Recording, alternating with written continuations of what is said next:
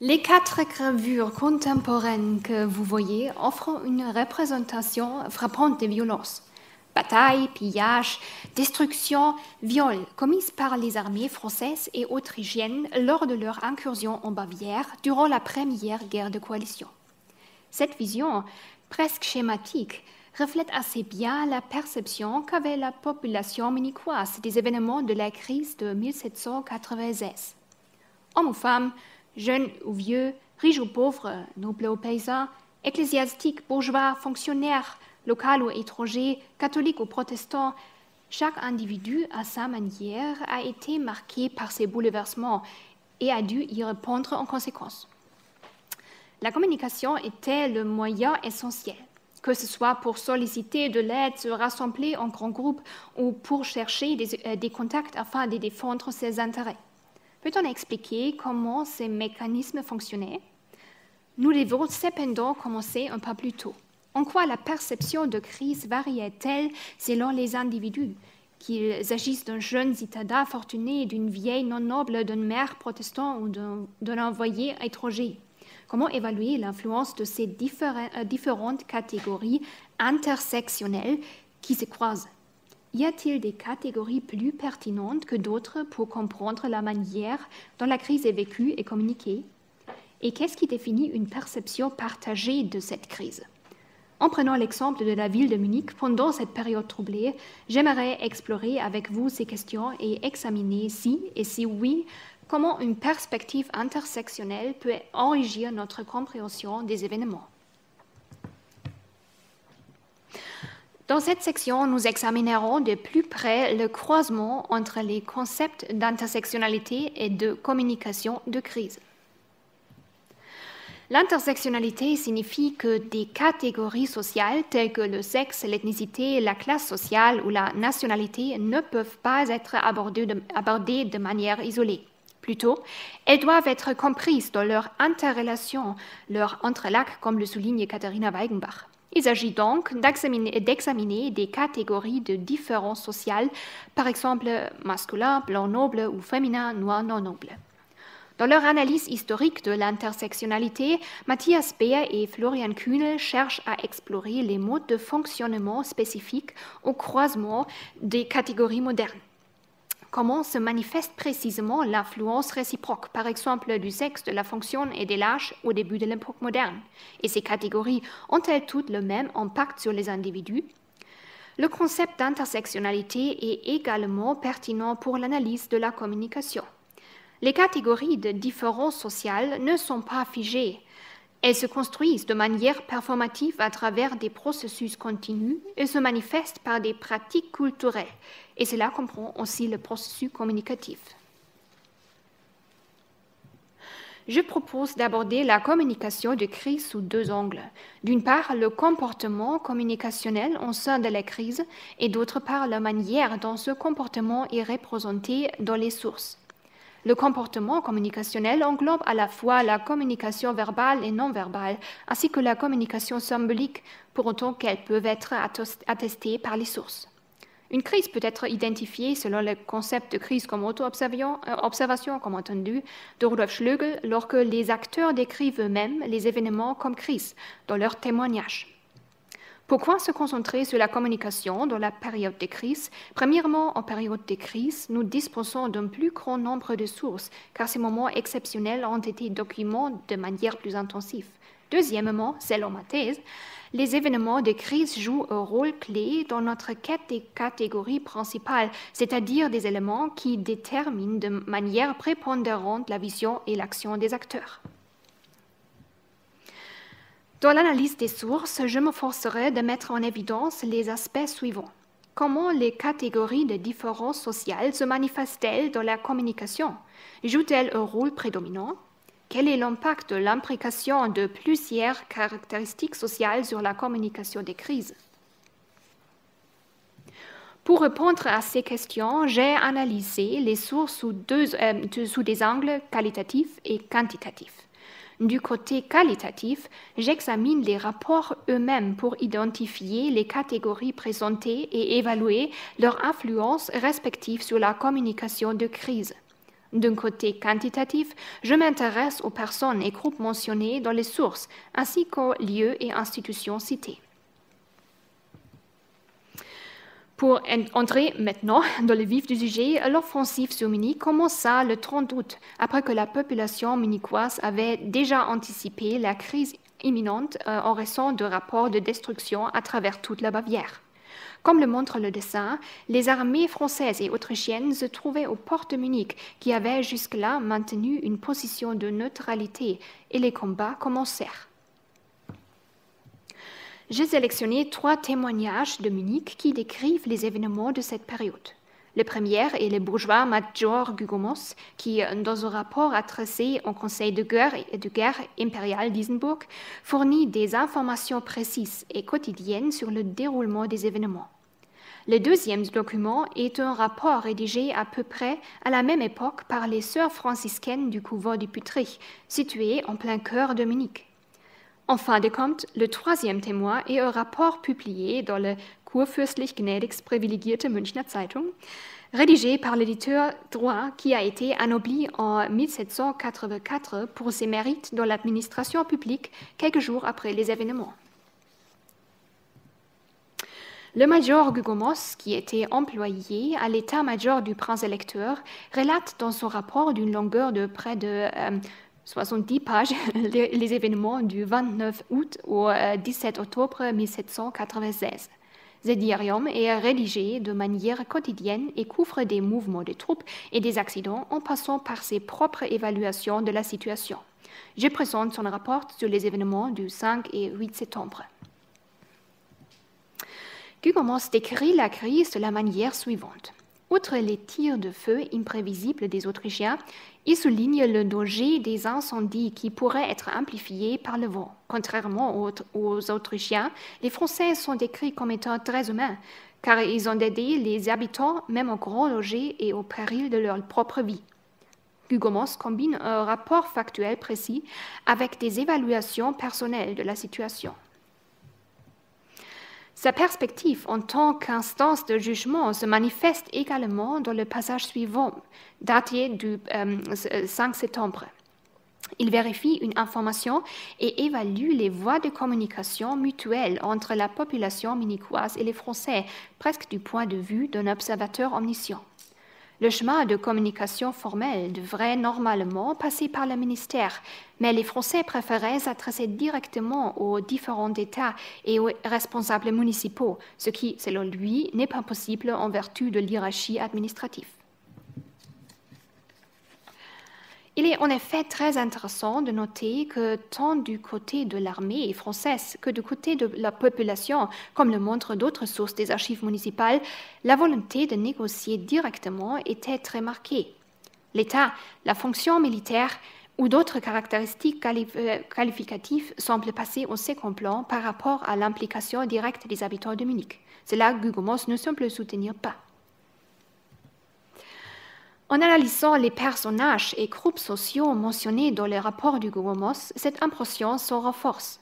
Gugomos mentionne principalement des unités militaires précises ainsi que des fonctionnaires nobles, ici visibles en orange et en jaune, tandis que la population simple est fortement généralisée, par exemple pauvres citoyens ou chefs de gré. Il est intéressant de noter que l'appareil administratif du prince-électeur et les aspects religieux jouent un rôle marginal dans sa perception de la crise, ici en vert et bleu. L'analyse de sa catégorisation des personnes montre qu'il se perçoit avant tout comme un fonctionnaire militaire. L'image du lieu de la ville que décrit Gugomos confirme cette observation. Au centre de la carte, on distingue clairement le noyau historique de Munich, ainsi que sa situation géographique sur l'Isar, intégrée dans son environnement immédiat. Les zones marquées en rouge indiquent des considérations stratégiques spécifiques. L'axe principal des combats le long de l'Isar, le pont sur l'Isar et le port de la ville. L'Isar est un fleuve. En outre, on peut repérer dans la marge de nombreux lieux mentionnés dans ces rapports. Son image de la crise est donc beaucoup plus vaste que le noyau urbain et sa perception est largement stratégique et dépendante des mouvements des troupes. En même temps, il transmet une normalité dans l'état d'urgence, montrant clairement combien la position au sein de l'armée et le niveau de la fonction apportent un sentiment de sécurité dans un contexte d'insécurité tangible pour lui. Même si le major écrit dans un contexte militaire et s'adresse au conseil de guerre impériale, la manière dont il décrit la crise, le choix des informations et l'interprétation qu'il en fait reflètent toujours sa propre perception de la situation. Passons à notre deuxième exemple, le monastère de Püttrich, un couvent des sœurs franciscaines au centre de Munich.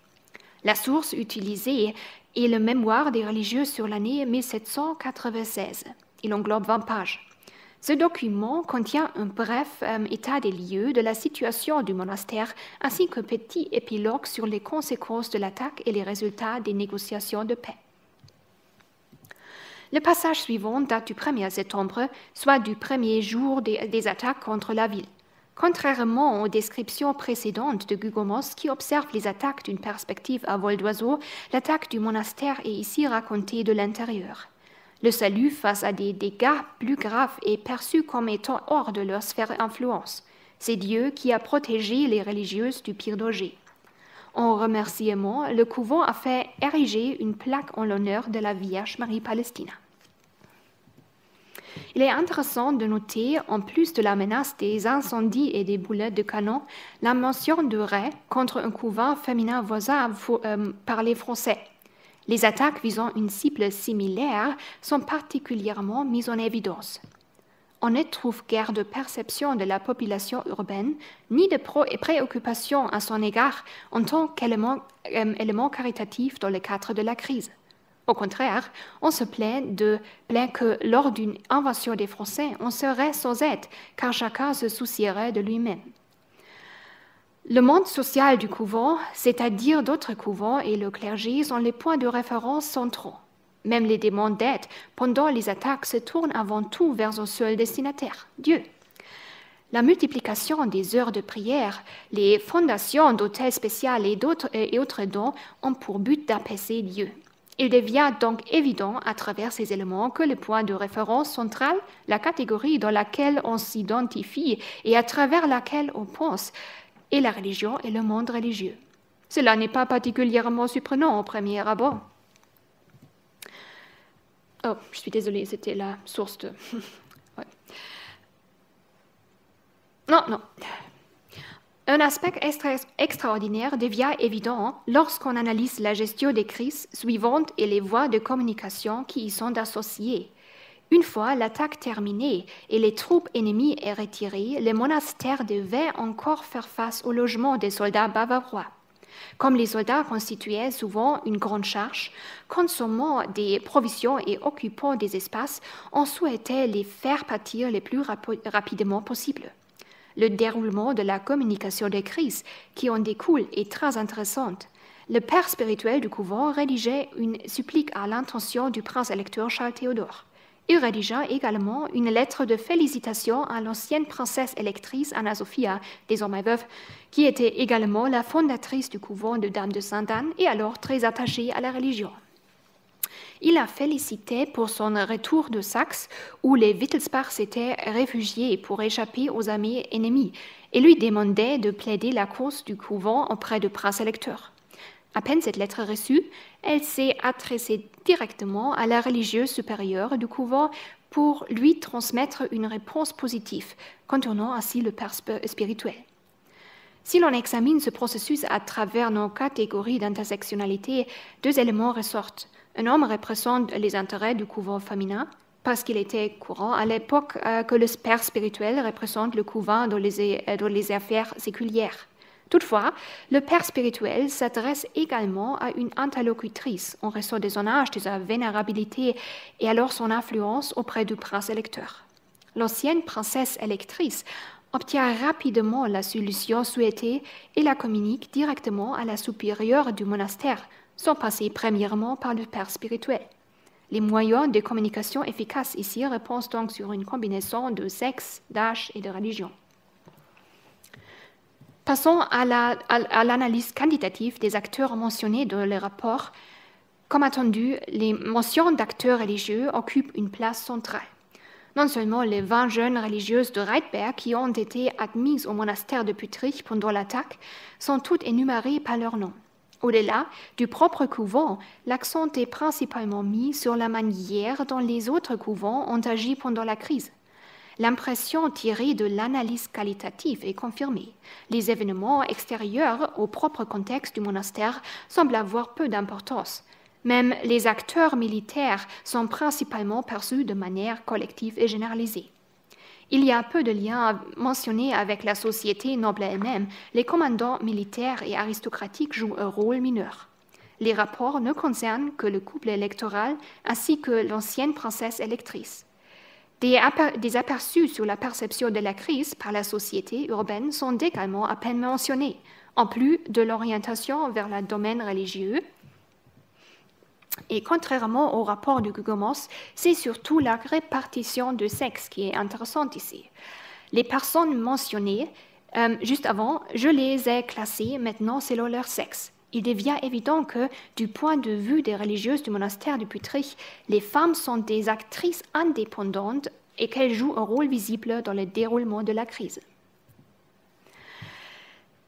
Les différents bâtiments et espaces qui sont tous mentionnés de manière spécifique et répétée illustrent la focalisation sur l'intérieur du monastère. En outre, les lieux principaux de l'événement de crise sont indiqués dans le rapport. L'Isard, la Tour Rouge, ainsi que les sites de combat. À l'intérieur de la ville, comme déjà noté dans l'analyse des acteurs, les lieux religieux, et en particulier les couvents, sont les plus pertinents. Jusqu'ici, nous avons examiné 2 acteurs. Il est devenu évident qu'ils perçoivent la crise de différents points de vue et qu'ils réagissent distinctement dans leur situation. Dans une source, l'accent est mis sur la fonction et l'armée, dans l'autre sur le sexe et la religion. De nombreuses autres perspectives et descriptions de sources pourraient élargir cette analyse et offrir chacune une expérience variée de la crise. La question qui se pose maintenant est la suivante. Qu'est-ce qui rend une crise perceptible collectivement? Un article de journal pourrait en fournir des éclaircissements. L'article de presse concernant les événements à Munich n'a été publié que 2 semaines après le retrait des troupes dans le journal le plus important, le Kurfürstlich Gnädigs privilégierte Münchner Zeitung. Pendant la crise, l'éditeur droit n'a rien rapporté, et c'est là pour la raison suivante. Il écrit « Jusqu'ici, nous n'avons pas voulu faire des rapports à nos lecteurs sur les événements de guerre qui se sont déroulés dans la région de cette ville depuis le 30 août, afin de ne pas être nous-mêmes induits en erreur par les rumeurs contradictoires. Maintenant que la scène de guerre s'est éloignée de nous et que l'imagination n'a plus aucune influence sur notre récit, nous souhaitons partager ces événements de guerre de manière concise et véridique, en tant que témoins oculaires. Il constate ici comment et pourquoi la crise est perçue différemment de son point de vue. D'une part, les rumeurs influencent la perception et d'autre part, l'imagination. Il invoque cette dernière ainsi que le souhait d'être désormais objectif sur ce qui s'est passé comme justification de ce rapport tardif. Regardons maintenant comment cela impacte son récit. Troyes résume les événements en se concentrant sur les acteurs largement connus. Des termes collectifs sans désignation spécialisée dominent les descriptions militaires. Ils se limitent à mentionner les Français et les Autrichiens. Seuls les commandants en chef sont nommés. Dans les autres domaines également, des termes généraux et étendus sont utilisés. Dans la description des dommages, des éléments tels que les armes et les forces de la nature, comme le vent, sont présentés comme des agents d'action. Il semble que plus un récit est généralisé, plus grande est la connectivité de chaque perspective sur la crise. Dans son rapport, Troyes mentionne les lieux principaux des attaques, ainsi que la résidence du prince électeur. Si l'on examine les 2 descriptions des lieux précédentes et le rapport de presse ensemble, il apparaît qu'il y a un lieu qui est mentionné en particulier dans les 3 sources. Il s'agit de la Tour Rouge et du pont de l'Isard voisin. Bien que de nombreux quartiers aient été touchés par les attaques et les incendies, le rôle central de la tour semble être particulier. La tour était connue de tous les citoyens et À l'époque, elle était sinon un symbole, du moins un lieu emblématique fortement associé à Munich. Le fait que cette tour ait été en flammes et détruite a profondément affecté le sentiment collectif de crise des habitants de la ville et a permis de rassembler diverses perspectives, rendant ainsi ce poids de la crise accessible à différents individus. Ce faisant, il a conduit chacun à un niveau de préoccupation commune. Terminons par les résultats et les potentiels d'application de notre analyse. Nous avons examiné 3 témoignages différents concernant les attaques contre Munich en 1796. Il est devenu évident que ces témoignages diffèrent considérablement les unes des autres, déjà au niveau de la perception de la crise. La perception des attaques contre Munich était principalement influencée par les catégories dominantes qui étaient les plus significatives pour les acteurs. Pour le major Hugo Moss, il s'agissait de l'armée et de la fonction. Pour la description du monastère de Pütrich, ce sont la religion et le sexe qui étaient essentiels. L'article du journal de Troyes, quant à lui, semble être appuyé sur une perception commune de la crise, probablement dans le but d'être accessible à un maximum de lecteurs. L'utilisation de termes collectifs facilement compréhensibles et l'accent mis sur des repères locaux tels que la Tour Rouge suggèrent cette conclusion. La communication elle-même est, pour Hugo Moss et les religieuses du couvent du Pütrich, le facteur central de la gestion de la crise. Les catégories les plus fortes que nous avons identifiées par une approche qualitative et quantitative déterminent également les voies de communication durant la crise. Au sein du monastère des femmes, on s'adresse pour plus d'efficacité à la veuve de l'ancien prince électeur, qui était également la fondatrice du couvent des Dames de Sainte-Anne. Et le major Hugo Moss reste principalement en contact avec d'autres responsables militaires. D'autres analyses des sources, au-delà de ces exemples, ont confirmé cette dynamique. Cela signifie que les catégories centrales d'identification personnelle sont particulièrement importantes pour la communication en période de crise. Pourquoi cela? Selon ma thèse, la perception de la menace et l'incertitude pendant la crise incitent justement à chercher du soutien par des voies de communication familières. En plus, un habitus commun et un comportement habituel procureraient un sentiment de sécurité et promettraient de créer des accès efficaces aux ressources d'aide. Dans le chapitre correspondant de ma thèse, je développe cette thèse pour d'autres moments de crise à Munich, tels que les émeutes populaires, le changement de pouvoir et d'autres menaces militaires entre 1788 et 1805. Ensemble, en quoi le concept d'intersectionnalité peut-il être utile pour l'analyse de la communication de crise historique? Tout d'abord, en ce qui concerne la compréhension des processus de crise, on peut dire que la fragmentation sociale en période de crise peut être aussi expliquée par des perceptions divergentes. À ce stade, il est précieux de considérer les acteurs de manière plus complexe et non seulement comme des entités unidimensionnelles. Il convient d'examiner les différentes influences croisées afin de comprendre le comportement des acteurs. Cela peut également avoir un impact potentiel sur notre compréhension de la sphère publique et des différents sous-publics. De plus, la réflexion consciente sur les catégories dominantes pourrait également fournir des indices sur la communication des crises des autorités. Quels moyens sont utilisés pour communiquer des messages, tentant de répondre aux besoins des récepteurs adressés? Les seigneurs prennent-ils en compte les perceptions variées? À cet égard et au-delà, je suis très curieuse de découvrir les résultats que notre journée d'études mettra en lumière. Je vous remercie pour votre attention.